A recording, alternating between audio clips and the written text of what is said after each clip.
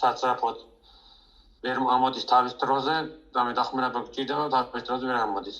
კაცი შეიძლება მოვიდეს სასწრაფოს დაგვიანების გამო. სასწრაფოს ვერ ამოვა თავისთავად იმ მხრივ რომ გზა არაა. ეს ლევან მოკრტიჩიანია, წალკის მუნიციპალიტეტის სოფელ ხაჭკოვში მცხოვრები. მოკრტიჩიანი უკვე მეორედ სხვადასხვა დროს უკავშირდება ჩვენს რედაქციას ერთი და იგივე პრობლემით.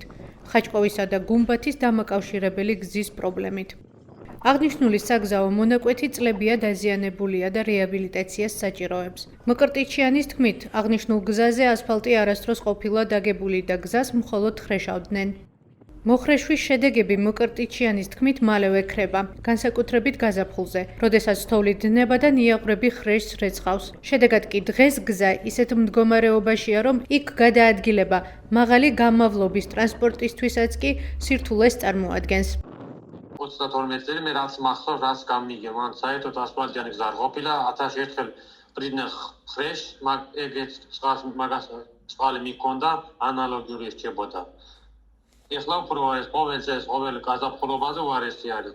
თოვლის დნობა, ნიაღვარი, ელემენტი არ ამოდიან და არ უღრებენ ელემენტი რო გაასწორებლა დღევანდელ დღეობით უფრო საშინელებაა. სოფლამდე შედიხარ საშინელი ქვაღორღი, ორმო ტრაქტორით ვერ გადის და რა ვიცი მანქნები იშლება.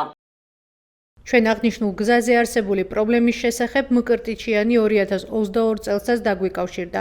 მისი თქმით, მდგომარეობა ახლა კიდევ უფრო გაუარესებულია. 4 წლის წინ წალკის მერიაში ამ საკითხზე კომუნიკაციისას გვითხრეს, რომ გზის დაზიანების შესახებ მათთვის ცნობილი იყო და აღდგენითი სამუშაოები უახლოეს დღეებში უნდა დაწყებულიყო.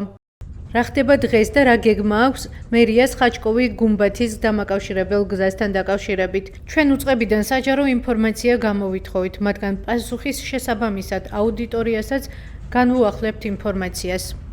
პირდებოდნენ გაგეთება ელემენტად მოიხრევშება, მაგრამ რაც ვიდეოებს ვადარებ, რაც თვალით ხედავ, არანაირი დადებითისკენ, უფრო უარყოფითისკენ თანდათან ორმოვდება, ღრმავდება და მასე შემდეგ.